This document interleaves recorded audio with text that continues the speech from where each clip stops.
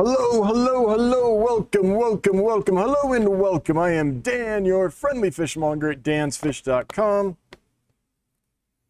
We do this every Wednesday at 7 p.m. Mountain Time. That's 9 Eastern for those who might be mountain challenged. Thanks for spending some of your Wednesday evening with me. Here to talk about fish. Going to give you the shipping report. It's really good. Going to talk about a giveaway we have. And I'm going to try not to cough too much. I'm not sick anymore or anything, but I've got this little feather tick. It's like a little feather just tickling the back of my throat. So every now and then it happens, and there's no like mute on this mic or anything that I can be like, pardon me, mute it and just cough. So I'll try to give you a heads up, but there might be some random trumpeting in your ear. I apologize about that in advance. Shipping report. Boom. Since I talked to you last week, as far as we know, we've only had 3 losses. We sent some shrimp to a customer, and 3 of them arrived, I think, DOA. And I think they ordered 15. And for some reason, shrimp usually ship really well, especially these species. These are like rock solid. So I don't know why. It's a bit of a mystery. But we lost 3 shrimp since I talked to you last. I believe that's all. If I'm lying, call me out. But as far as people have reported to Johnny so far, I just checked with Johnny a little while ago, and it looks like that indeed is the only trouble we've had. So that's great. That's going to help our percentage as we strive for 99% arrive alive and stay alive for people. That's really going to help. Now, I don't know. I need to follow up. I know 3 shrimp arrived DOA, I believe it was on Tuesday.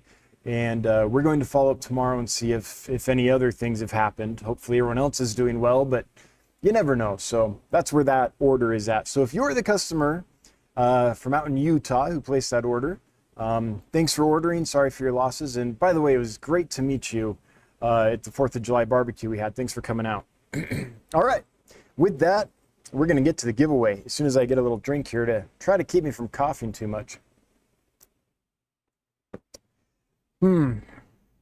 Hopefully this looks okay. I didn't change any settings from last week, but I started OBS up and it was like horrible. So I did just a couple quick little adjustments to make it a little less horrible, but it's still pretty darn bad, let's be honest. So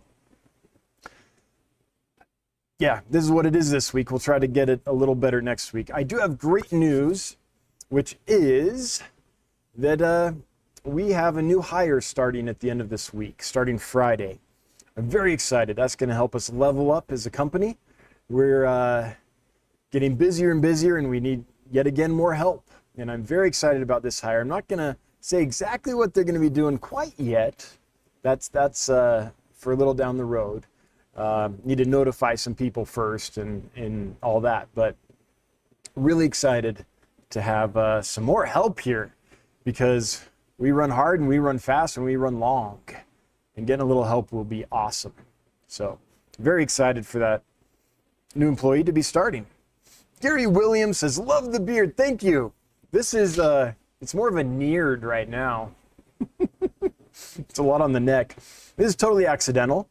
This is just, Dan was sick, and then when you own a business and you get sick and then you feel good enough to start working again, now you've got everything you normally do, plus everything you neglected to do while you were sick to do. So it's just been too busy. Got sick and it's been super busy ever since.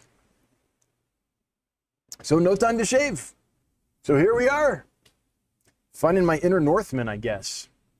But thanks, Gary Williams, and thanks for being a member of the Fishmonger crew. We really appreciate you being a member of the channel. That's super helpful.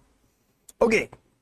Before we get to your questions and comments, which we're going to do in short order, because I don't have a lot of announcements for today, except for to say that next Wednesday, there's going to be a lot of amazing fish listed, like really cool stuff. A lot of hobbyist bred and raised stuff, like lots. It's going to be really cool. But anyway, let's get to the giveaway. So the giveaway for tonight is a $100 gift certificate to dansfish.com. It's good for anything there. It was donated by a gentleman who wishes to remain anonymous, but if you're watching and you know who you are, thank you so much. This is the same person that donated the $100 gift card we used a few weeks ago.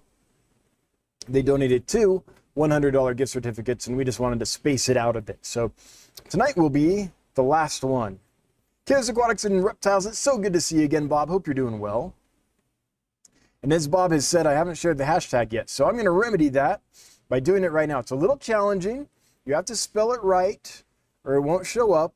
And don't make the mods chase you. So rushing it in won't help you win any quicker.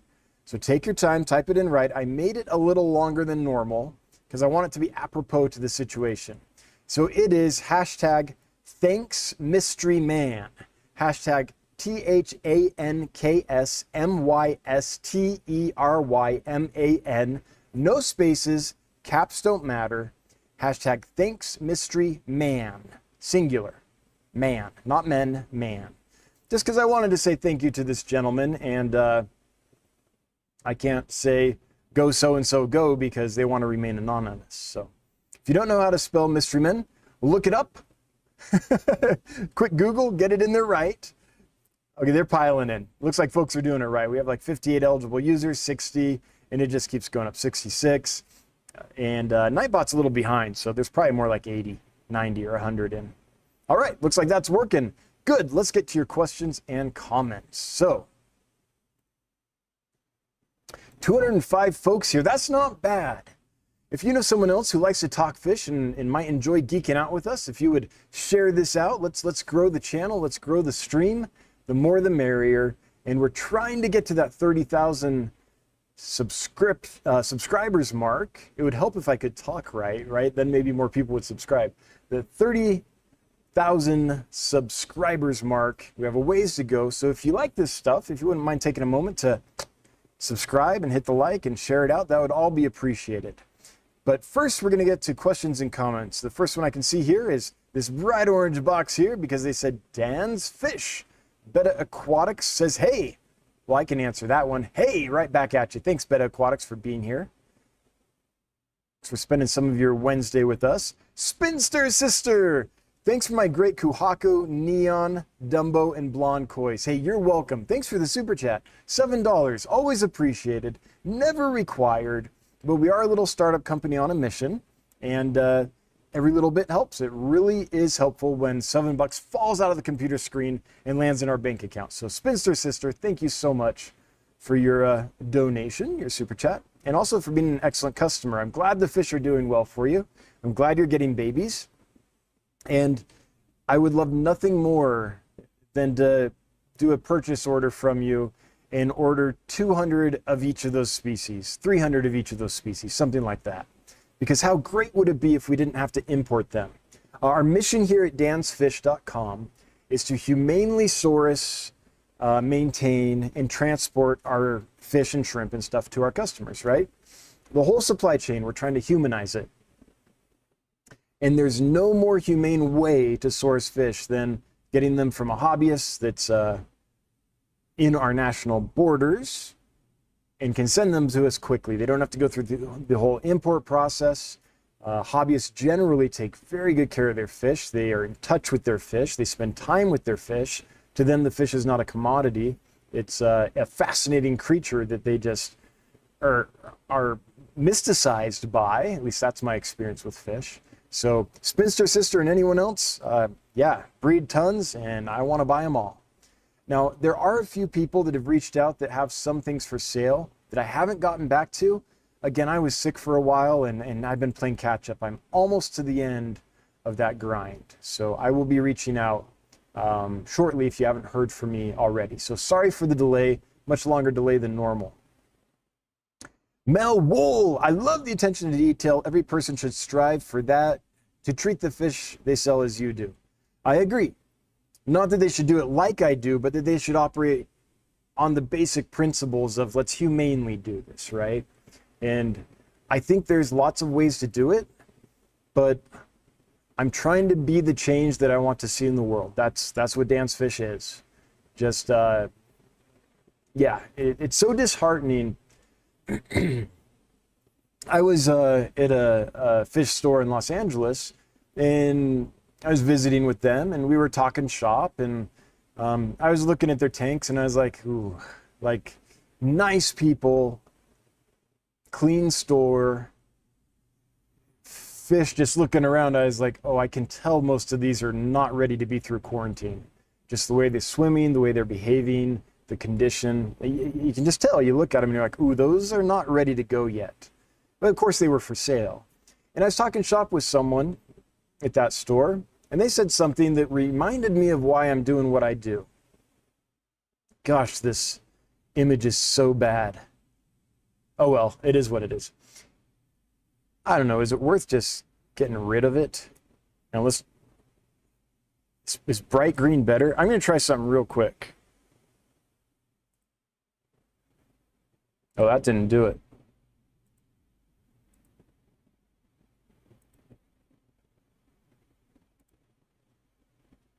No, that's not doing it. Oh, there we go. No, sorry, I'm just trying something to see if I can find a way to improve this. Oh yeah, here we go. Here's an improvement.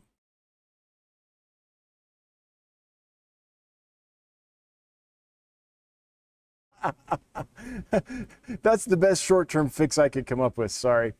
I wanted to see if I could just take off the green screen effect and make a clearer image, but whatever. So anyway, we were talking shop, and this is what they said that reminded me of why I'm doing what I do. I was looking at a tank and I was like, ooh, I don't know if those are. I wasn't like telling them your fish are sick. We were looking at the tank together, and I said, what's the most challenge you have? Like those aren't looking great. What do you deal with the most? Is it like ick? Is it velvet? What's your disease du jour? And here's what they said. They said, oh yeah, we lose a lot of fish to disease, but we get them so cheap that we can lose like half of them and still be profitable. That's what they said. And my little heart dropped a little bit. And I was just like, yep, that's the industry I remember. That's exactly the mindset that I remember from my time working in the fish industry. I've spent many years working in it in many different levels. And at every level I was at, that was kind of the thought. Not always that thought exactly, but it was basically fish come in, list them now, let's move them on to the next link in the chain before they die. That was the whole thing.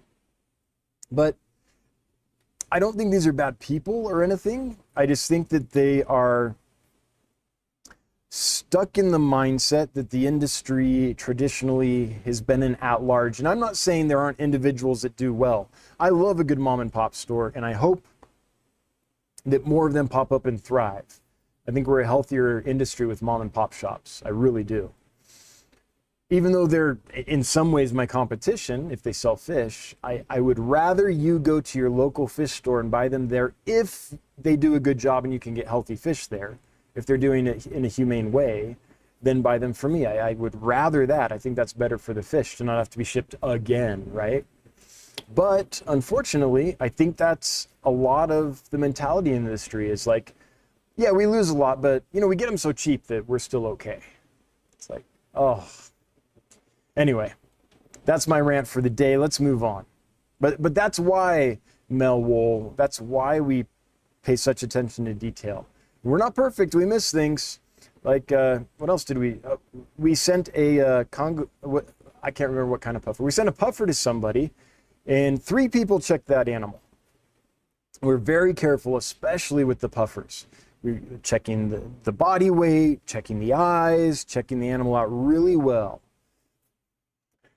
Looking at the mouth, all that stuff. What we missed was that it was missing a pectoral fin. No one saw that. So every now and then something gets by us, for sure. But in general, we do try to be the place that treats the fish humanely and make sure that every fish we send out, we think is going to arrive in great shape and thrive for the customer. Like a fish that I would be happy to send to my mother or my grandmother or something like that, right? That's the whole idea. So thanks for noticing. I will let the team know it will make their day. They're probably watching, so there you go, team. All right, scrolling up here. Hey, I don't think I've coughed at all yet. That's pretty awesome. No way! Kayla's Aquatics and Reptiles throwing down $50. Bob! Thank you so much. Thanks, my friend. That is very, very generous. Much appreciated. Never required, but as you know, it makes my wife Brenda very happy when money pops onto the computer screen. Thank you so much. Passing Wind says, nice beard. Thanks. Scotty the Fish Freak. Glad you are feeling better. Excited to meet you in a month. Me too. I always like meeting fish freaks. Yeah, looking forward to it. Fluffy Cow Aquatics need recommendations for small fish for a black and white tank, so only black and white. Small fish that are black and white. Well, white's pretty easy because it's like albino anything. Albino Corridors Aeneas. The albino Congo tetras are pretty cool. Is that small enough? How small are we going here? Naturally white fish, like naturally stark white fish, not a lot of those. I suppose maybe a platinum half-beak would fit the bill. It's platinum, but it's kind of a little silvery too sometimes. So, but maybe that's white enough to be in a black and white tank. Corridor Schultzi, the black Venezuelan Cory for your black. Nature didn't do a lot of black and white and fish. Nature did a lot of browns and tans and silvers.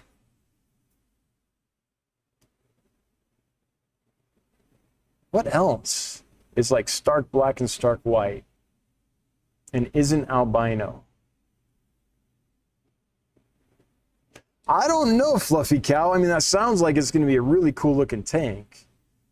Should have like a black and white chessboard on the bottom. I mean, I'm not saying that seriously, but when I think black and white, oh, there's some platinum guppies. Right now we have some full platinum guppies, I believe they're called. Let me see if I can find a picture for you. Quick field trip to dansfish.com. Guppy.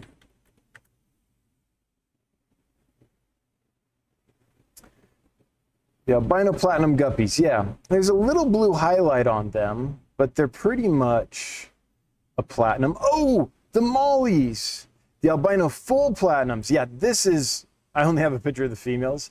This is one that's nice and white. And here's the molly. The albino platinum lyre-tail mollies. These are like white for sure.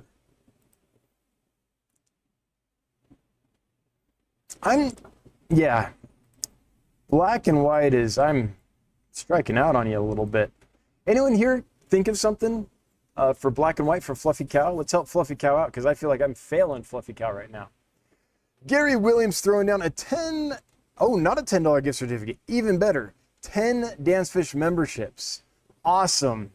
Crewing up. Thank you so much, Gary Williams. That's one of the best ways to support us because that results in some recurring revenue, and that recurring revenue is awesome. It adds up over the months, so that really helps us out a lot. Thank you so much, Gary Williams. And Kelly Foreman, not to be denied, Kelly Foreman is also gifted 10 Dancefish memberships. Thanks, Kelly. Much appreciated. Yeah, I'm going to make a quick change here. I'm going to go down a little bit so I look up a little more, so hopefully my eyes aren't quite as shadowy. I still haven't got the front fill lights in. I think the person that's arriving soon is going to be able to help out with that, kind of help us set the studio up, the new employee. But for now, this is what we got. Mac PNW. I have 6 gold ocelotus in a 20 long with 3 female, 3 male. Well, 1 male is outcast. Would moving him and a female to the other tank work? Or better to keep 3 male and 2 female and rehome the outcast? Thanks. Mac PNW.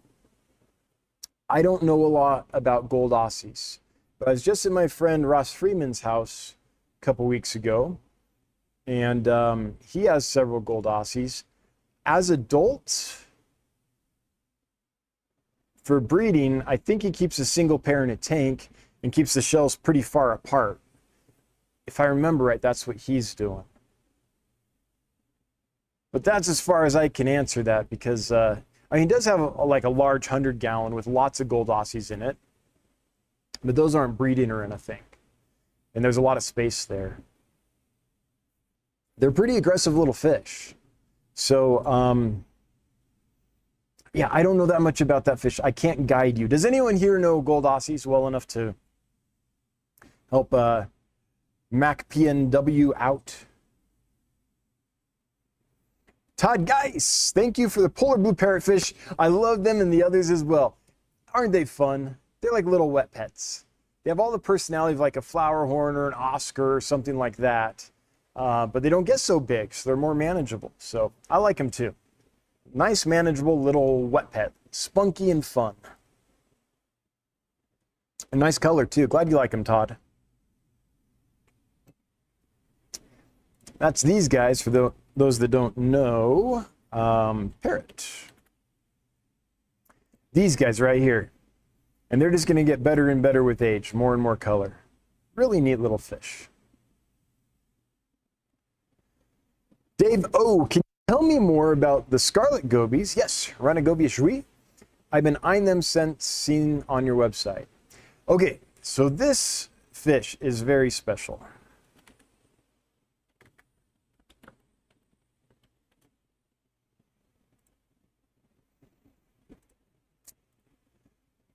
Look how beautiful these things are.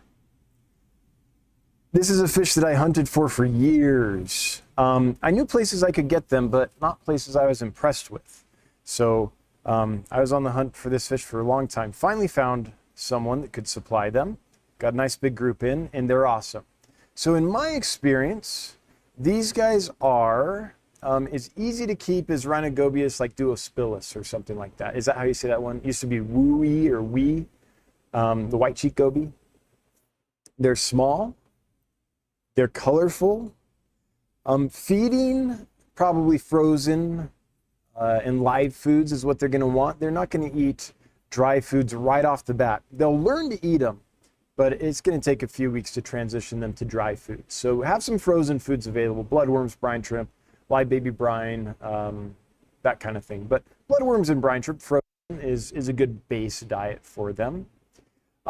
They are territorial, so they will chase each other around and nip each other. You want to have lots of hiding places. They'll play king of the mountain, so if you have like a high point in the aquarium, like a rock that's up above everything else, there'll always be some trying to be the one on top of the rock because that's the dominant position. They mostly display and skirmish a little bit, but they will nip the fins of their rivals when they're actually combating. So that's why you need enough space and enough hides for them to get away from each other. But they aren't like super aggressive, like I wouldn't call them an uber aggressive fish, but they definitely have a hierarchy. They definitely have territories. I found them easy, I found them hardy, and I find them beautiful. So my basic thoughts on them, I think they're probably as easy to keep as any other Rhinogobius species. And they stay a lot smaller than many of them. So, beautiful little fish. Mountaintop Puffer Keeper, next Wednesday, you say? I bet there are some cool species in that batch. Yeah, next Wednesday, we'll be releasing those. Probably our goal is to release them 2 or 3 p.m. on Wednesday. And then I'll talk about them on the live stream. So, and hopefully we'll have pictures of most of that stuff. Hopefully with the new employee coming in, we'll have the time to do that and be able to get that done. Mountain Greenery.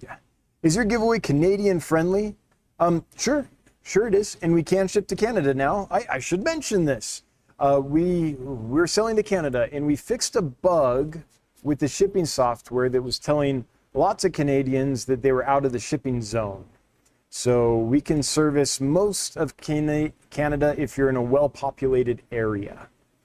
So yes, I'd be happy to send that to our friends up in Canada. Just send me some maple syrup. Mr. B's CPDs, tonight was the first I got to see all 4 of my Burmese lizard loaches all at once since I got them. A lot bigger. They totally eradicated the cyanobacteria in my 125. Oh, that's neat. They killed your blue-green algae, huh? Wow. But I'm glad you got to see them. Were they doing the curtain flutter? The jazz hands that never stop? Yeah, those things are cool. I'm trying to get more, but I mean, that's the first and only time I've been able to bring them in. I'll try to do it again though, because I didn't get tired of them. I want more. Mel, that's capitalism, and messed up treating them as not living beings. Yeah, we want to treat the fish like with respect they deserve, right? Oh, here it goes. Sorry, gonna cough. We definitely want to treat fish with the respect they deserve. That's true. Oh, Dalmatian Molly. That's a good suggestion for black and white fish. I just saw that as I was scrolling back up because chat jumped big time. And the next one I can see, chat might have cut some of these off. The next one I can see is Brody's bettas. Would you prefer eggs, breeding pairs, or both of Shoja Stediloe, McCurdy Longfin, and New Geeka, the Medaka rice fish, triple red Hongsloi, and of course, betta if interested? Thank you. I prefer to get fish and breed them myself. That's what I like to do. I wish I had the time to breed fish right now. I just don't. But we're getting closer. The business is growing. Last quarter, we were actually profitable. Not in any huge sense, not enough that we're like that anyone took anything from that. It's still going back in the company. We're still growing. But we brought in more than we spent. So that was good. And yeah, it's growing, it's doing well, but it's still taking all my energy and focus. The local newspaper wanted to do a write-up on the business, and I want to do that, but I told them no. I literally can't prioritize anything that doesn't grow the company, and we aren't really selling local, and there's not like a big enough customer base here to make a store work in that sense. So it doesn't really, there's no advantage to the business that I can think of to having like a local story done on it. So since it wouldn't help the business, I had to say no, because I can't take my time right now and put it to something that doesn't help the business.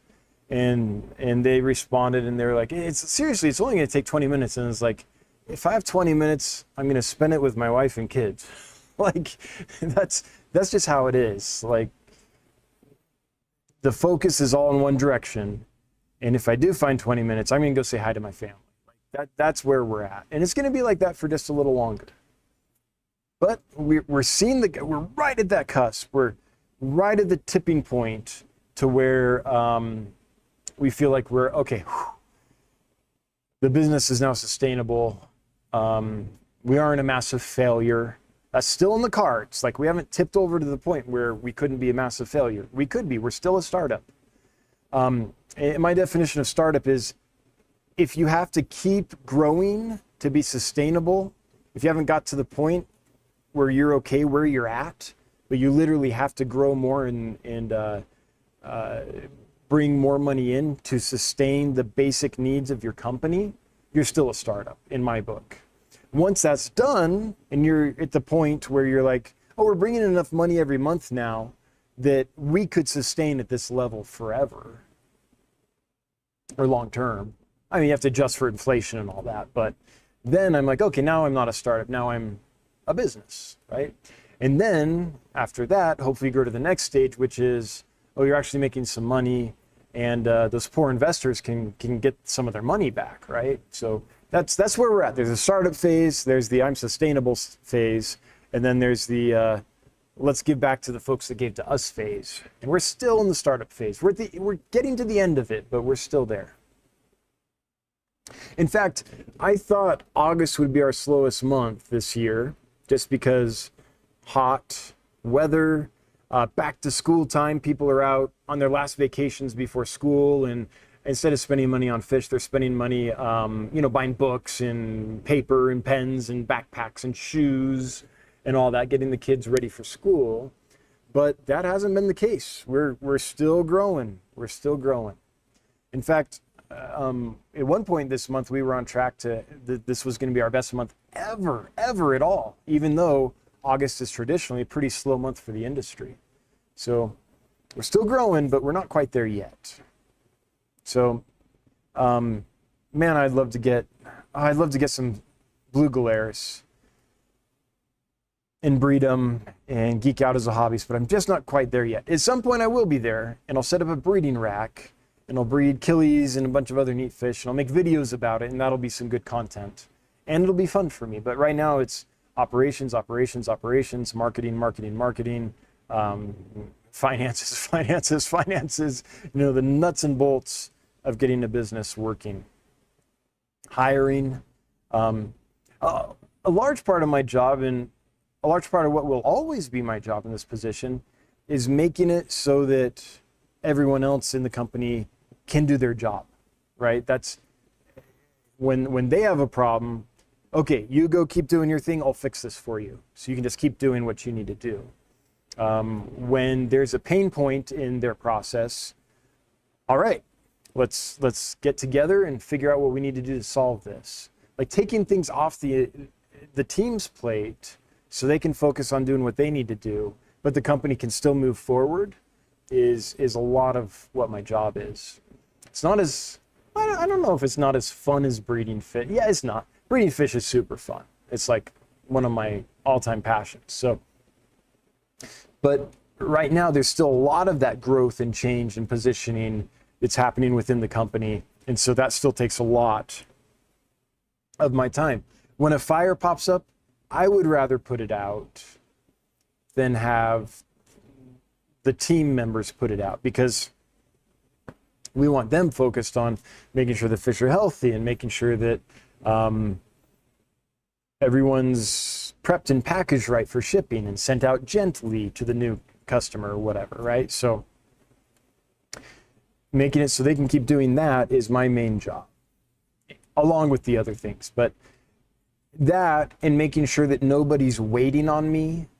So if there's a project that needs to get done or a process that needs to be completed or something, and I'm the one holding it up, that's a problem, right? So that's something else I try to do, is never be the guy that's impeding progress or process. So yeah. Andrew Wang, do you ever see yourself getting into selling wild discus, for example, Tefe Green? No, I don't think I'll ever. Well, okay. At some point, I would love to set up this really specialized discus section of the warehouse, because I love them. And then, yes. But, so we've brought in some discus, and we've sold some discus, and we've figured out that they do well in our system.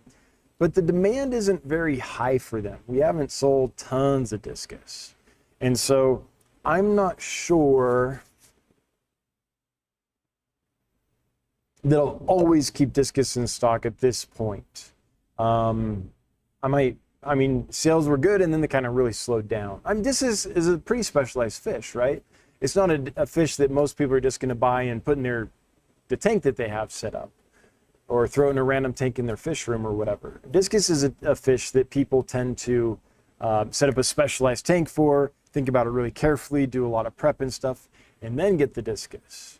And so it's a more specialized thing. And I think in order to be really successful at discus, I think two things have to happen. One, you have to have a critical mass of kinds of discus so people can go to you and find what they're looking for.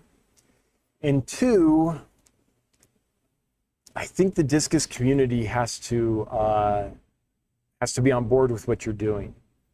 And the discus community is definitely not going to be on board with what I'm doing right now. So we have some still to sell, but once we sell out, I probably won't get any for a while longer. I'll probably let it sit for a while, and then I'll maybe bring some in a few months when maybe the demand's there again. Because if the demand was there and it was high enough, we would have sold out a while ago.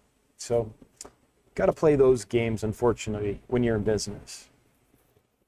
But yes, at some point, I'd like to set up the ultimate discus system and have, 40 varieties at all times or something like that, and be a go-to place for discus. I really like them.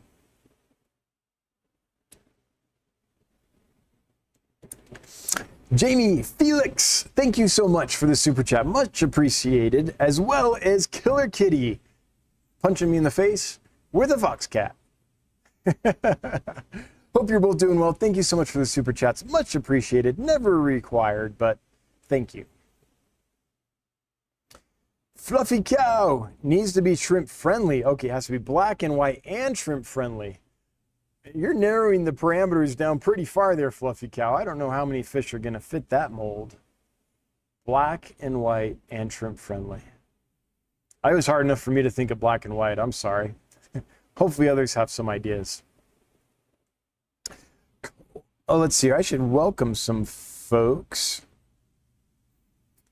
Well, I won't welcome everyone individually. Instead, I'll say thanks to Kelly and Gary for gifting the memberships, and welcome to the Fishmonger crew, everyone that was gifted. Yep. Glad to have you on board. Corey Aquatics, the guy with the black and white tank. Yep, Fluffy Cow. Stir-by corridors. Yeah, they do have an albino stir-by. Black mollies. And albino cories. Yeah, black mollies and like an albino cory is a start for sure. Yep. Or black Venezuelan cories and platinum mollies. You could do the reverse as well. Yeah, but shrimp friendly. Yep, mollies aren't going to be shrimp friendly. N4279. Is that like longitude, latitude? I don't know what that is, but it makes me think like of a coordinate or part of a coordinate. Can I feed Rapashi with oyster shell to Amazon puffers as its main diet? I mean, you can, but I don't think that's what you should feed them. Okay, let's go on a quick field trip. Here's why I think that. So, if we go to Dan's Fish, the homepage, at the bottom, view previous newsletters, you will see an article here on Amazon puffers. And if we scroll down here, there we go, we get to the Amazon puffers, and we're going to get to the section on their diet. Here it is. Okay. They've examined the stomach contents of Amazon puffers in the wild, and it is this. 62.18% is insects. Mayfly larvae, nymphs, these kinds of things, caddisfly larvae, that kind of stuff right there. That's 62% of their diet. That's a large percentage of their diet, right? Then snails at 25%. Then, oddly enough, fish scales. 8% of the diet is fish scales. So, isn't that odd? Like, they eat a third as many fish scales as they do snails. That's just odd to think about. And then there's little incidental things like tiny little percentages of algae and tiny percentages of fish matter besides the scales in plants that they probably ingest while they're eating their other food. This little algae in plants, that's probably not something they purposely are ingesting. So that is their natural diet.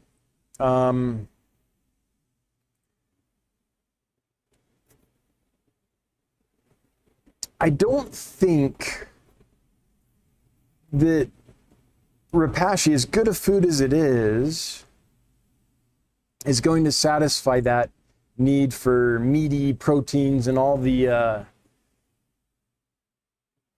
different micronutrients they're getting from eating that diet. So, well, okay, when you said Rapashi, I read in my mind Rapashi community, because that's what I was using for the oyster shell. So maybe if you used a Rapashi that is a higher protein, does Rapashi have like a black soldier fly larva product yet? Then maybe it could, but I wouldn't use it as the main diet. I think the way I would do it is in the morning feeding, maybe feed Rapashi with oyster shells, and then in the evening feeding, feed something else. It could be Could be frozen mysis shrimp, could be bloodworms, could be frozen brine shrimp, could be vibrobites, could be anything. Just to get them that mix. And I personally would not feel comfortable if I didn't feed my puffers frozen and or live foods frequently. So that's my thoughts. Now, I'm not omniscient on puffers. I'm not like the puffer god or anything.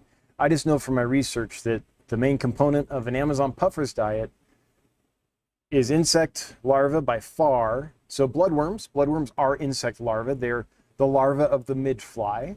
So that's probably as close as we're going to get to mayfly nymphs and stuff like they would eat in the wild in vast quantities. And snails. So those two things together are the majority of their diet. Ginger coats, mollies for black and white. Yep, you could do two kinds of mollies. Dalmatian mollies, Dalmatian platies. Hadn't thought of that one. Yeah, everyone's thinking of Dalmatian molly. Yep, for some reason my mind couldn't think of it. But then we got the added panda angelfish. Yep, but then we got the added requirement of shrimp safe, and I don't think we're doing that. Just don't think that's going to happen. Rosie, my LFS sells platinum guppies, completely white, beautiful. I want some. Well, go get some. Yeah, I like the platinum guppies a lot. That's another one that from far away, they just kind of shine in the tank, right? They catch your attention even from far away. Lizzie LaBelle is saying, please check out the Bartoni cichlid. Bartoni, probably, not Bartoni. Let's see, what is that? Oh, this guy? Is that the one? That looks like a monster, like a big Central American or Caribbean Islander. Okay, how big do we get, fish base? How big do we grow? Barton cichlid. 18 centimeters. So is that going to be about 9 inches or so? What was that? 18 cm, 2 inches. Oh, that's only 7 inches. That's not so big. That might be doable. Okay, next question. What's their personality like? Seriously, fish have anything on this? Let's see here. I can get the scientific name. I might be able to find it on a reputable source.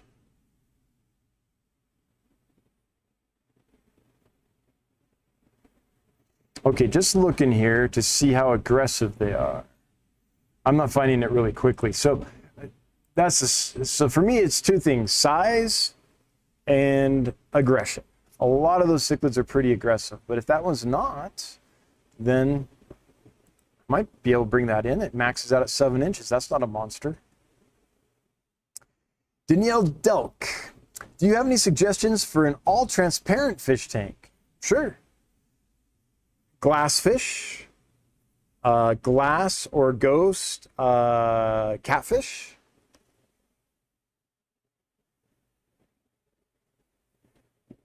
Honestly, for an all kind of clear tank, transparent tank, I would just get a big school of some kind of ghost cat or glass cat. I think those are amazing. They want to be in big groups. In nature, they're in big congregations. You can see it, how they cue off each other when they swim. They're tight schoolers. So if you had a tank with a big school of those in there, I think that's impressive enough. I honestly think that's all you need. I really do. Pelham's Aquatics. The gold Aussies move the male and a female to another tank. All right, that's Pelham's suggestion. Brody's Bettas. Would you want eggs or breeding pairs? Okay, already answered that one. How do you say this? Aquarics Aquatics. Is that like Eric? Aquarics Aquatics? Is that what it kind of is? Aquarics Aquatics? I'm going with that. Aquarics Aquatics. Any tips on getting my red-tailed eel not to be shy? Oh, yours is shy? Granted, I just received it yesterday, but it's scary when you put a fish in and you don't see it. Oh, yeah, give it time. If you just got it yesterday, give it 2 weeks. Yeah. In my experience, those are the most not shy eels ever. But let's say, hypothetically, that in a couple weeks, it's still not out and about. I honestly don't think it's going to take that much time if it's comfortable in the tank. I think it'll be out within a few days. But let's say 2 weeks go by and your eel still is being reclusive. Then my question would be to the audience, anyone here who's bought that eel from us or a similar species, did you have that problem of it always being shy? And if so, what did you do? How did you fix that? Personally, I've just never had the problem, so I don't know how to fix it. I've never had to fix it. TM Aquatics, hey, good to see you, Tom. Hope you're doing well. Jacob Allen, your video is fuzzy, not clear. I know. Is it like really bad fuzzy? If it's really bad fuzzy, maybe refresh. Is it really bad fuzzy for anyone else? I know that it's not crisp. It's because I'm using OBS on a green screen, and we're still new with that process, and we haven't got the lighting right yet for it, and we haven't got the settings quite right for it. So I know it's a little bit fuzzy, but it shouldn't be like super fuzzy. What I'm seeing is a clear image of me, but the color's a little off, and it's not crystal clear, but it's clearer than my television growing up. So I'm going to scroll down and see what other people are saying. Oh, it's extra fuzzy tonight. The green halo is from, yeah, that's from the green screen. So let me see if I can show y'all. Let me show you what I mean. Okay, just a sec.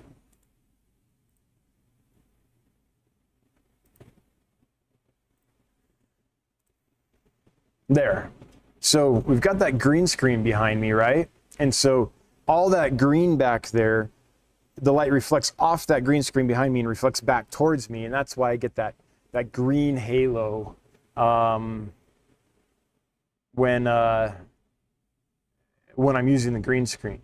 I could correct that. I need to get some front lighting of different colors and things so that I have enough lighting coming this way to first light my eyes, because they're very shadowy, and that's not good. When you're on camera, you want your eyes to be clear. That's what connects you to the people, right? But so I need that, and that will not only lighten my face and give enough light that the camera doesn't have to work as hard, so I'm a little clearer, but it will also eliminate that kind of green haze around. There's something else I could try. No, I'm not going to do that live. I could adjust the f-stop, the focal length of the camera, but this is the same focal length I usually use. So is that clear? Do you guys like that better, or should I go back to the other thing? I also think it might be your resolution, since I'm not as crisp as normal. If you're watching this on a lower resolution, then it'll get grainy real quick. So I don't know, that's my thoughts. Yeah.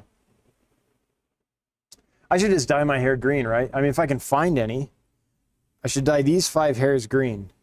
All right, so I'm going to scroll up again and get back to questions and comments. I'm just going to leave it like this for a little bit. Go back. Okay, I'm not going to leave it like this for a little bit. People say, like, nope, don't do the green. So I'll go back. There we go. Oops, there we go. All back to normal. Okay, so we'll get down to those eel answers for shy eels in a moment. Oh, Johnny's reminding me of something. I missed the opportunity to hype the pie tetras. Right. The reason these aren't being hyped is because I don't have a picture yet. But we have some of these in right now. I don't have a picture up, but they are there on our website. This is the pie tetra. It's fairly newish, and this is a crystal clear fish. So this will be another one for an all transparent fish tank. Thank you, Johnny. Sometimes you need Johnny to remind you how to do your job.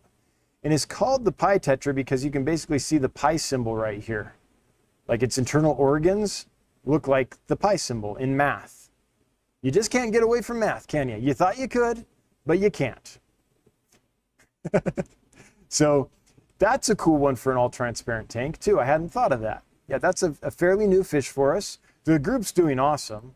And I do think they're so neat looking. Just a crystal clear, so clear you can see like into its internal organs and beyond. Tetra. So Johnny, thanks for reminding me. What are they on our website? They're called, I think it's actually the pi symbol, which we might need to change because that's hard to, oops, that's hard to search. Yeah, did we actually call it the pi symbol? Yeah. Yeah, I think we did.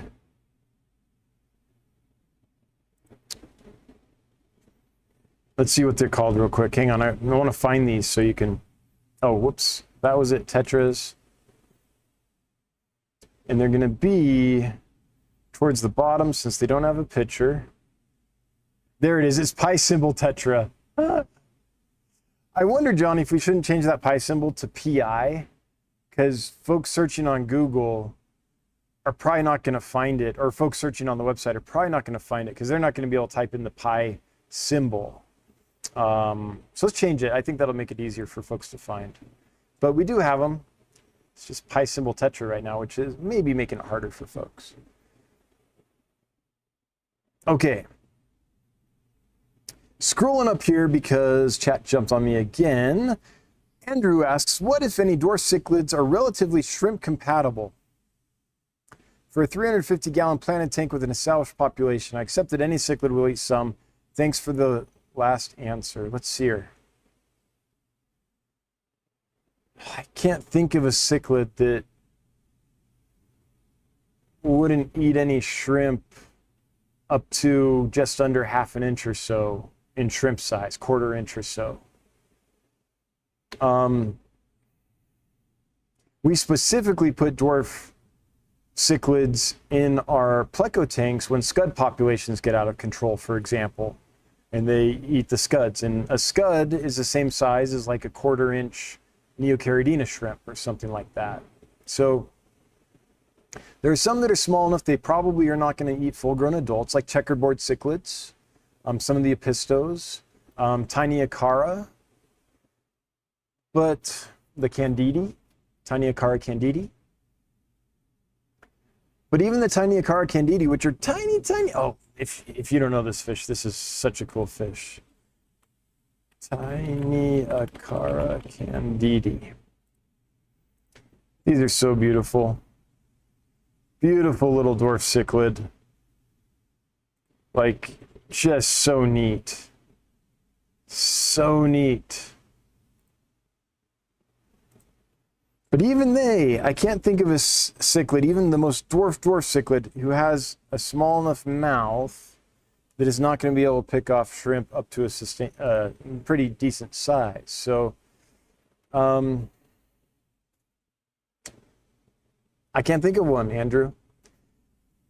Because they might not eat the full-grown adults, but they'll eat. You're not going to get, I don't think, any production. Because they naturally, that's kind of what dwarf cichlids eat. They hunt out stuff like that. So they're on the hunt for it. Makes it a little hard. Does anyone here have success keeping a dwarf cichlid with a shrimp colony and has had the shrimp colony continuous and sustainable like for months, a year, something like that? What I see happening is the shrimp colony within a couple generations being gone. But if someone else has done it, I'd like to, I guess if it was like planted really heavily or had a whole bunch of big rock piles like LRB Aquatics does, then maybe. But those little cichlids are going to cue in on those shrimp so hard.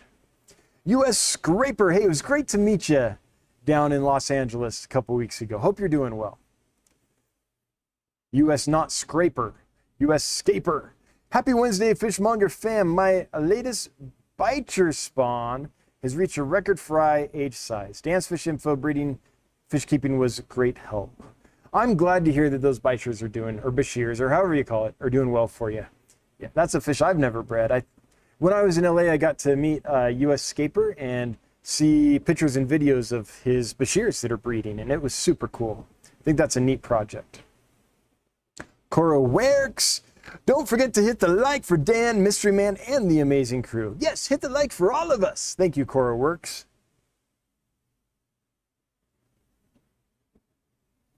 Hitting the like is great. Sharing with your friends who might be interested would be great.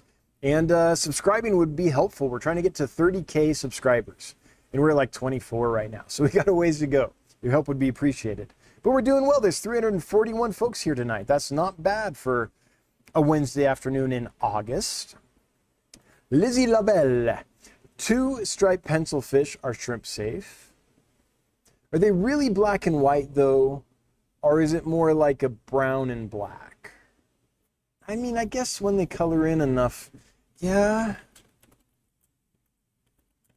They do have some,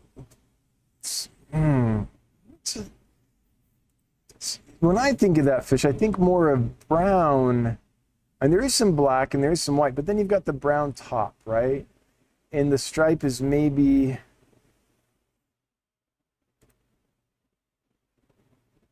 I mean, maybe, I guess it depends on how true to black and white Fluffy Cow's trying to be, if they'll accept a little brown or not. Midra, are panda loaches shrimp friendly? I don't know. I've never tried keeping panda loaches with shrimp, so I don't know the answer to that. Killifish are fairly shrimp safe, yeah, and pretty much black and white. If you get all females, you'll have black and white. If you get males, you get that, you know, colorful rocket tail, but black and white, dark brown and white at least. Yes, clown killifish. That's a good option. They will eat the babies, but if you have plants and rocks and stuff, enough babies will survive. They're not going to be eating any quarter-inch shrimp, I don't think. Brody's Bettas, thank you for all your helpful information, and I wish you the very best and hope your company grows beyond your wildest dreams. Oh, I don't know. My dreams are pretty big. But thank you. And thanks for participating in the chat tonight. Morwina! Oh, geez, did I just get trolled by saying that out loud? I have a native nano river stream tank and just added some rainbow shiners today. Awesome, those are beautiful. The tank is developing a brown biofilm. Any suggestions on what I could put in to eat it? So I'm imagining this diatom algae. That's just part of a tank startup cycle. Tanks go through this occasionally, especially if they're just starting up or have gone through a change in balance. Brown diatom algae. I mean, that stuff is very common. Kind of look like that. It's a great shot of it. Like that, maybe. I like that shot best. That's a good shot. There's one. Anyway, lots of stuff will eat it. I find Autosynclus to be very good at eating it. Bushy-nosed plecos will eat it. And bushy-nosed plecos can definitely take some real flow if you have a quickly flowing tank. If you have high flow in that tank, bushies can take that. Especially if there's like rock work and stuff where they can wedge in and such. I mean, a lot of those bushies, when they collect them in nature, if you see videos of that, it's like they're in rapids. Shallow rapids with, well, sometimes deep rapids too, with lots of rocks. Rosie, I read platinum parrotfish. There's another nice white fish, not with shrimp though. Can live with cardinal tetras and white clouds. Do you agree, and is keeping a centerpiece fish okay? Yeah, I mean, you can keep fish however you want. If you like a big centerpiece fish, go for it. Now, will an adult parrotfish eat cardinals and white clouds? I would think so, but I don't know for sure. But I mean, I think so.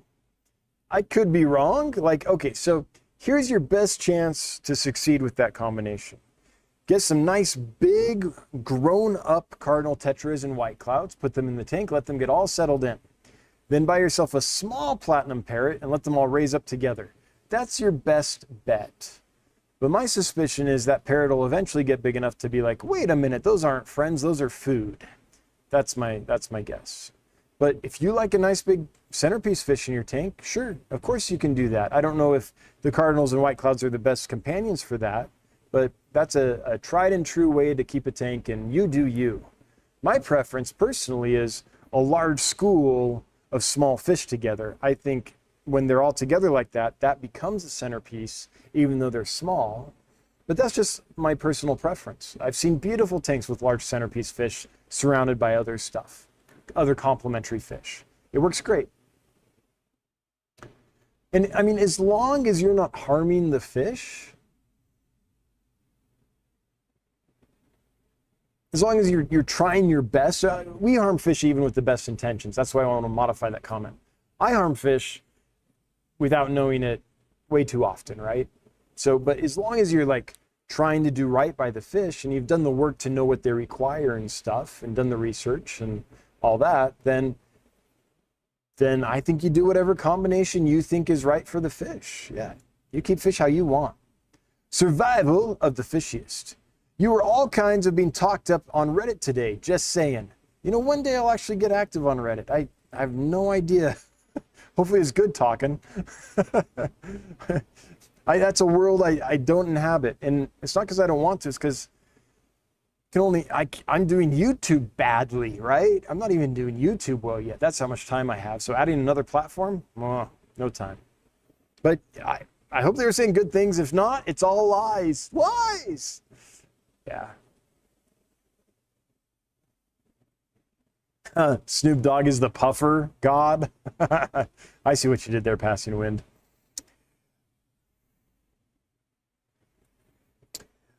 Denny Morney would be what would be an interesting pair of fish for a 10-gallon? Like just a pair?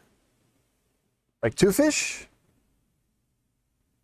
If I had 2 fish in a 10-gallon, I would want them to breed. If I just had 2 fish in a 10-gallon. I think paradise fish would be awesome. That's a fish I bred and raised at a very young age in a little 10-gallon tank that was heavily planted. Super easy. I didn't do anything. They built a bubble nest. The babies hatched, and there was enough plants and stuff in there that I took the parents out. There's enough plants and stuff in there that a few of them raised up, and I didn't do anything special. That was fun. I think paradise fish are really underrated. And, you know, they're big enough that in a 10-gallon, they'll you'll see them. They'll kind of be impactful in a 10-gallon. Oh, these bettas. I know the one I would choose is this. I'm loving these bettas. These are so beautiful.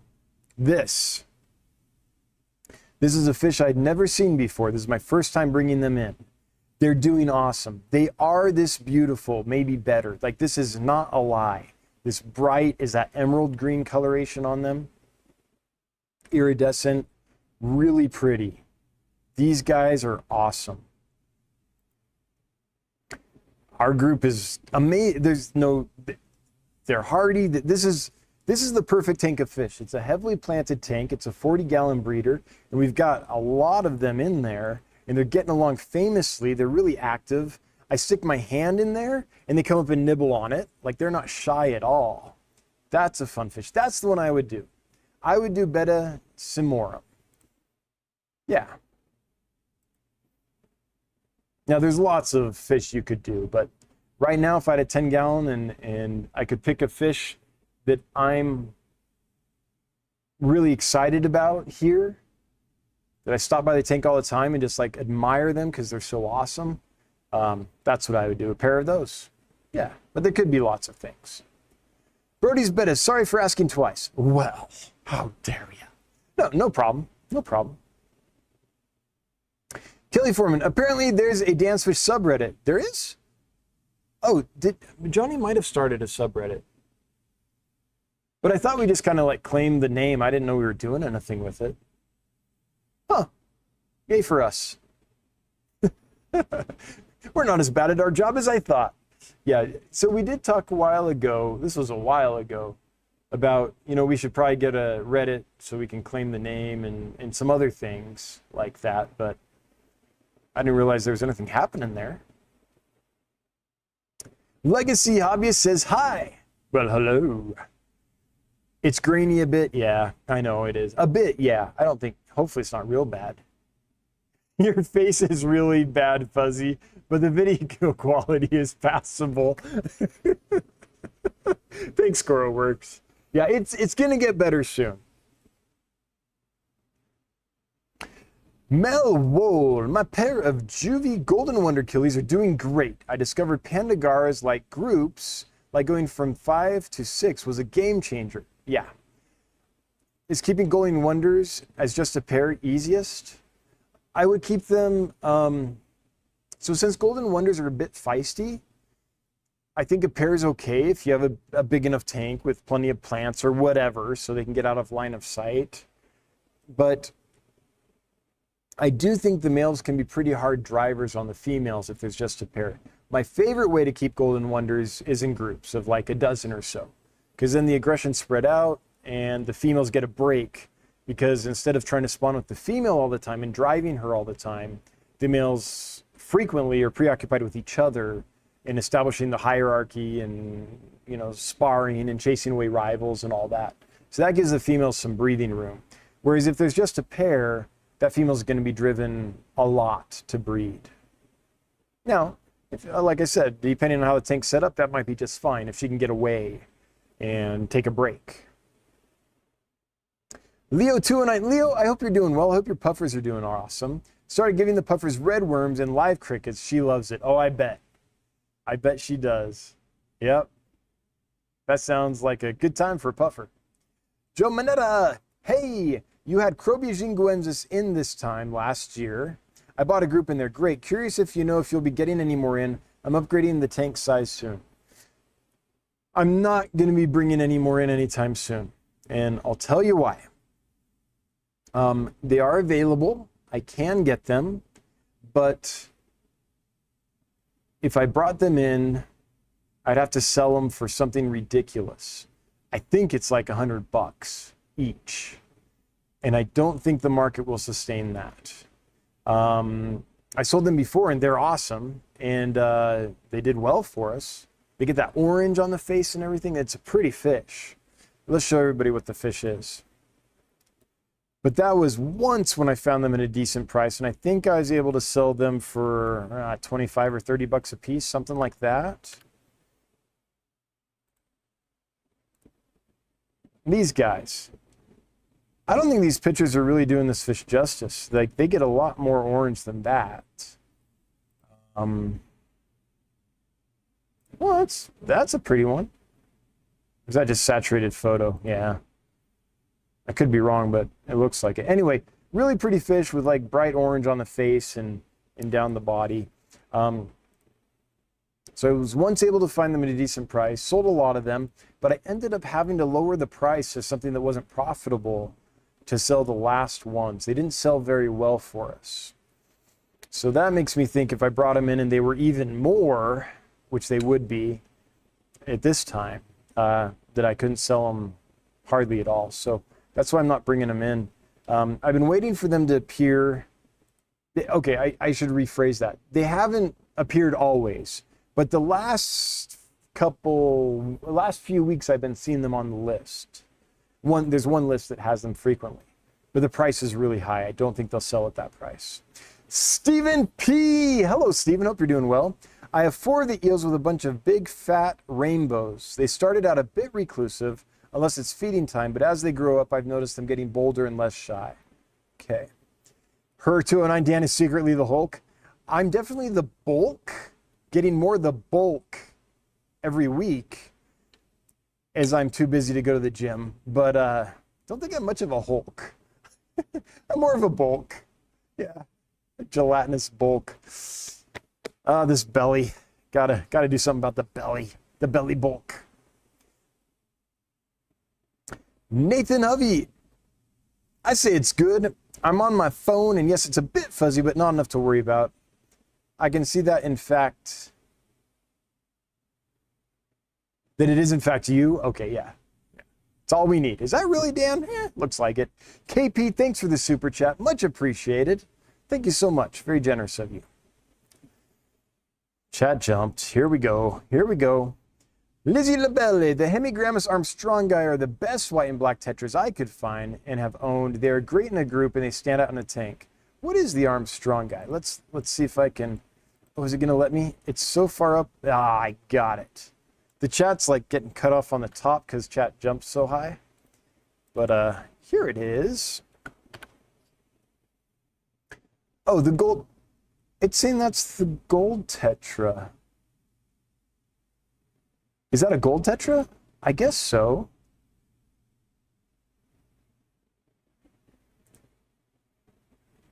Sure looks like the gold Tetra to me. Yeah, that's cool. It's a cool looking fish.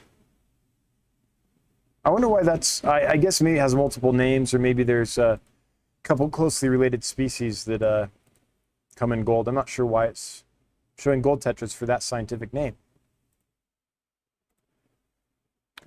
All right, Hal's fish. I have a couple of stiff-it-on gobies that frequently itch themselves, much more than average. Water parameters register fine. Any treatment suggestions? So when we notice that, like you're saying, much more than average, because fish will, just like me, like occasionally I'm just like, what's that? Doesn't mean I'm sick. It doesn't mean I have ick or anything. It just means, got a little itch here, especially as the beard comes in. But when it becomes more than average and it's like, that's pretty regular, there's got to be something going on. The first thing we try is Ick-X, because that takes care, formalin takes care of a lot of different external parasites, not just ick. And so that can be helpful. And then if that doesn't work, then we'll probably try prazimetro and flubendazole. And that's what we'll do generally. Lucky for us, we can work them up too, send images to the vet or whatever. But if I didn't have a veterinarian accessible, and I just had to guess on a med, I'd start with Ick-X because it's super easy and doesn't harm the system or anything. And then if that didn't work, I would move on to, those others. And I'd pray I didn't need copper. I'd pray it wasn't velvet. Lucas Hunter, do you have to do anything to enter the giveaway? Yes, you do, Lucas. You have to enter, dun, dun, dun. Hashtag thanks mystery man. That's hashtag THANKSMYSTERYMAN. No spaces, caps don't matter. Thanks mystery man, singular man, in the chat. And then you'll automatically be entered to win, and you will join the 284 other folks who are currently entered to win a $100 gift certificate provided by a generous anonymous donor. Cheers to that donor. You know who you are. I appreciate you, man.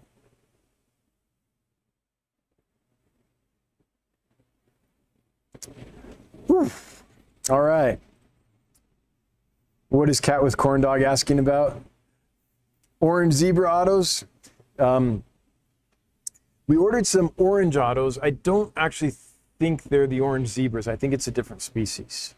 But we won't know for sure till we see them, because you can't really count on the names on the lists. We saw orange and auto, and we're like, yeah, we're going to try. So we'll see. We'll see if we can bring them in. Johnny's right. We ordered them, but will they show up? Yeah. In this industry, you order what you order, and you get what you get, and you don't complain. It's just like your mom at dinner time. Here's dinner. You get what you get, and you don't complain. Paul Soltero, don't rack your brain unless there's something physically blocking the cichlids. Shrimp are just another crunchy cichlid snack. Okay. Unless there's something physically blocking the cichlids, the shrimp are just a crunchy snack. Yeah, that's what I think too. Lucas Hunter, do you have anything? Oh, I already got that one. Mel Wool, what's your experience with golden killifish, the golden wonder, I'm assuming? I have a juvie pair and a 29 with 6 cories, 8 pandas, 10 autos, and 2 amanos and snails heavily planted. I think you'll probably be okay in that setup then. Yeah, my experience with them is they're delightful, they're hardy, they breed easily, they jump, so have a tight fitting lid on the tank, but they can be aggressive. So I just keep an eye on them, make sure they aren't bothering any of your other fish.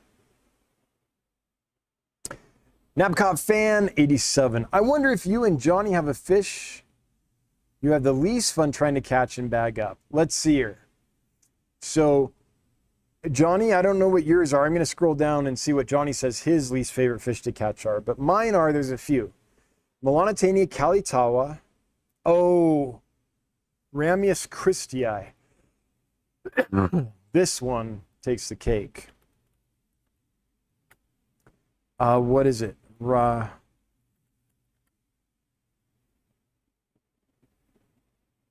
is that? Copper-nose barb. This. Ramius christii. This is the hardest fish to catch ever. Oh, I have such bad pictures. They did grow into some beauties. They are so fast. And to escape the net, they'll swim everywhere, including out of the aquarium. They will jump. They're very skillful at jumping. They're almost like a flying fish. They really jump. So these guys are probably the hardest fish I've ever had to catch. Just in a plain tank, but really hard to catch for sure. I'm going to go with that. The Brycon or whatever they ended up being, those were difficult as well. But Melanitania calitawa, those are hard to catch. Hill stream loaches, if they're on the glass, like we put a lot of pipes and stuff in the tank. So what we can do is just kind of scoop up the pipe, and the ones that are on the pipe will drop into the net. That works for collecting hill stream loaches. But if they're on the glass and you're trying to net them, good luck. Their suctioning cup, their defense is to suck on harder, right? So they're on the glass, you're trying to get them, they're like, nope, they just suction on even harder. And you're trying to get them off, but you can't because you can't risk injuring them. So it's this waiting game. You're just sitting there with the net like, okay, you're going to let go now, or you're going to let go now, or you're going to let go. What's that? Oh, I don't know. Oh, it's gone. Like, you know, yeah, nope. Sorry, guys. Got a little tickle in my throat. Bamboo shrimp with hill stream loaches? Absolutely. We have a bunch of bamboo shrimp in with hill stream loaches, and they're doing fantastic. I think that's a match made in heaven, orange cones. By the way, orange cones, I hope you're doing well. Good to hear from you. Wow, it's already 8:18. Time flies. We got 355 folks here. I'm not sure what our record is, but that's pretty good. That's pretty good for this little channel. If you wouldn't mind taking a moment to share this out with all your ex-lovers, let's get this chat growing and exciting. Or if you don't want to invite your ex-lover, that's fine. And invite someone who you think would enjoy the chat, a fish nerd maybe. And if you wouldn't mind liking and subscribing, so let's grow this sucker. The quality of this channel is about to get a lot better. We're going to start focusing a lot more on it. Finally have the things in place where I can shift attention to that a bit. Well, a lot, really. The Nano Aquarium Guy. Do you know of any African small fish that do well in high flow? Oh, there's got to be some.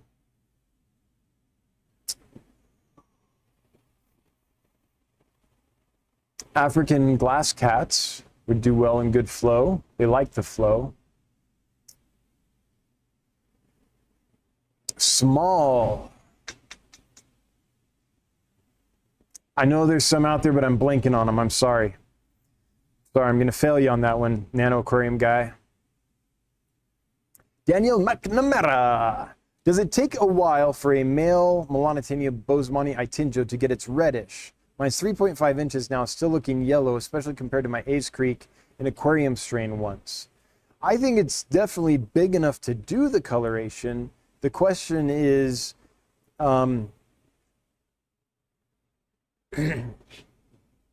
if your Aves Creek has already turned kind of that almost black and orange color, and it's in the same tank or the same kind of setup as your Itinjo, then I have no idea what's going on.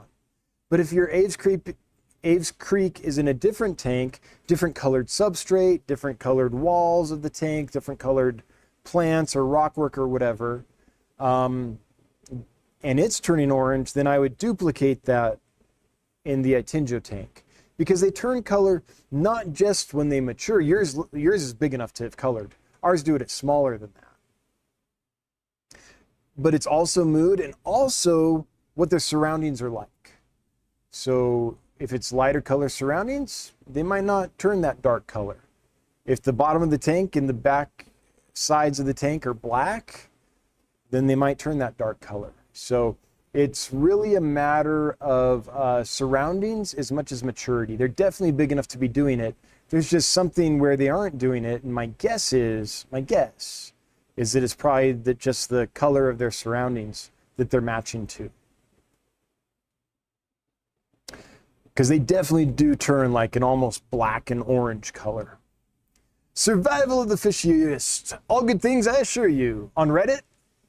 I mean, the internet's a big wild place. I'm sure people say bad things about us. It's inevitable. But I'm glad to hear in this case they weren't. But you can't please all the people all the time, right? You just can't. What's your experience with... Oh, I already got that one. What's your favorite species of pseudomugil? I don't know if I have a favorite. There's so many neat ones. But the first one I ever bred and raised successfully and was like really successful, I got like hundreds and hundreds of eggs, was the Fricata. So since... Sorry, man, my throat's just weird tonight. I got better. I was sick for a while. I got better, but the tickle in the throat never went away. So that's a little residual fun. But Pseudomugil fricata, just since it's the first one I had success with, I'm going to say that's my favorite. But that's more for nostalgia than any other reason. I like them all. There's not a Pseudomugil that I don't think is amazing.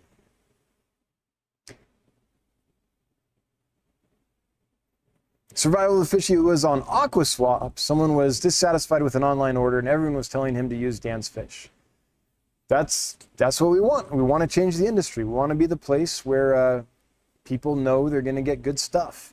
And in the rare event they don't, they know they're going to be taken care of. That's good to hear. Not that they had a bad experience somewhere else, but that people are confident enough they'll have a good experience with us that they're saying go there. And I have to say, it's encouraging how often that happens. I'm not on Reddit much, but I see that frequently out and about in internet land, Facebook and other places. So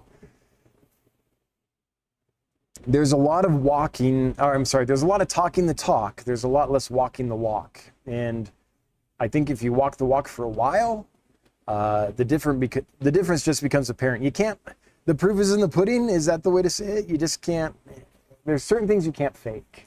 So that's our whole business strategy, is to do it right to the best of our ability, consistently, always. The focus is on what's right by the fish and taking care of the customer if something goes wrong, despite all our attempts to be right by the fish. Just consistently do that. What's best for the fish? Do that. What's best for the fish? Do that.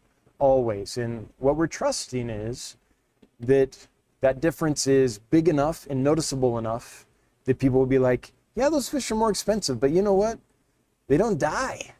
So I'm going to buy there because I think that's the right thing to do. And then later it'll be like, you know, I would have spent 3 times as much if I got them somewhere where they all died. Like, that's our whole business plan and strategy. And it's working. It's working. You guys shipped out my order today, some Cardinals, Odessa barbs. Oh, those Odessas are awesome. And some gold red shoulder, those are awesome too. Super excited, says Cat with Corn Dog. I'm excited too. Let us know how they arrive. Fingers crossed they all go well. Like, I'm just pleased as punch that since I talked to you guys last Wednesday, the only losses that have been reported that I know of, and call me out if I'm wrong, are 3 shrimp. That's it. That's it. I suspect some more of those shrimp might be going down if 3 arrive DOA. I bet there's some long-term problems, but that's all that's been reported so far. Yeah, so that's pretty awesome. It's 8:24. So after I let Mike's Bulgarian Greens know that I'm totally ready for Keystone Clash and I can't wait, then I'm going to switch gears here and we're going to do a giveaway for $100. See here, there's 324 users. 363. What's our record? Does anyone know? Is it maybe 375? I don't know what our record is, but we're getting close. We haven't broken 400 yet, right? What's the record? Johnny, do you know? Bob, do you remember? In the meantime, let's do a drawing here. So, the winner of $100 to Dan's Fish, gift certificate to dansfish.com, provided by a super generous anonymous donor who helps us in all kinds of ways, but that's the way they help this time, is Edwin Mejia. Edwin Mejia, congratulations, you have won, but there are rules. You have 2 minutes to leave a comment in chat and let us know you're here.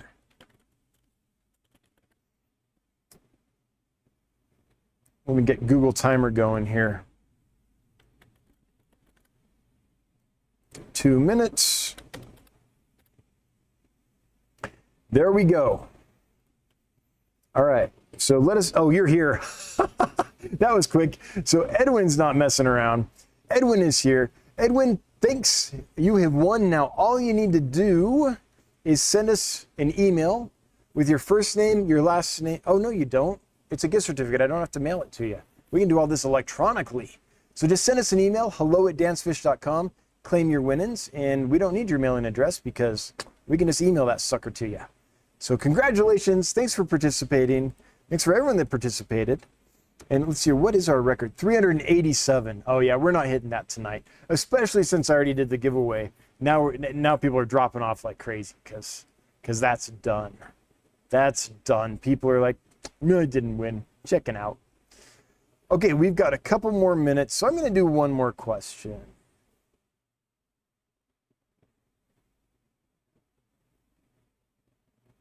Orange Cone says, walk the walk. Shouldn't that be swim the swim? Yeah. Okay, Nick Rector says, what has been your favorite hill stream loach? I will show you. I will show you. The Bloody Mary. This. We've only ever had, I think, 5 of them. And they were stunning. You see this bright red on the back? It's really pretty. You kind of see it here, but they don't always sit like this with their fins down. It's just that's how I got this picture. They often have their fins up and their tail fin flared. And then there's a lot more red. But even like this, those nice red accents, you really see it here. That, I think, is super cool. Now we have some other really nice ones too. But this one, Bloody Mary, gastromyzon. Let's see. I wanted to show you better images, excuse me, of the Bloody Mary, but are we the only ones that have pictures of that fish on the internet? That cannot be. Bloody Mary Hillstream Loach. No way, there's no better pictures than that.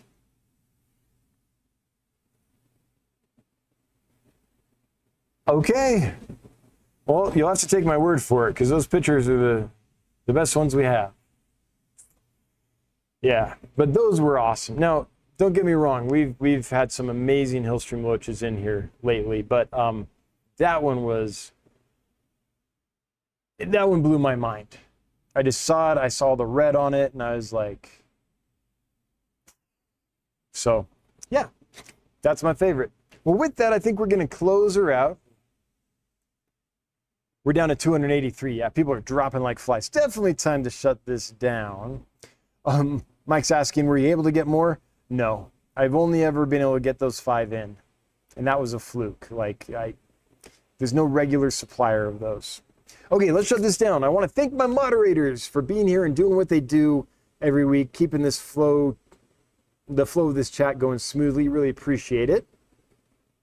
Want to thank the members. If you're a member of the Fish Monger crew, thanks for being in the crew. Thanks for being a member of the channel. And the folks that gave away memberships tonight, thank you so much. Was it Gary and, Kelly? Gary and Kelly. Yeah, I got that right. Thanks so much, Gary and Kelly. That's super helpful. Super helpful. Thanks for throwing money at us, all you super chatters. Thanks for being active in the chat. Everyone that was active in the chat, giving us something to discuss. And for those that weren't active in the chat, hail the Lurker Nation. If you're listening on the replay, watching the replay, hello from the past. And if you're listening on the podcast, almost to the end. Now I can do it. If you're listening on the podcast, thanks for listening. We'll be back next week. Same bat time, same bat channel. We'll have some amazing new fish to tell you about. They will be, they're doing well, so they should be through quarantine and ready to go at that point next Wednesday. And we should have good pictures of them as well because we have more help now. So we should be able to get that up in a timely manner. So I'm really looking forward to next Wednesday. See you there. Until then, have a great week. Bye-bye, folks.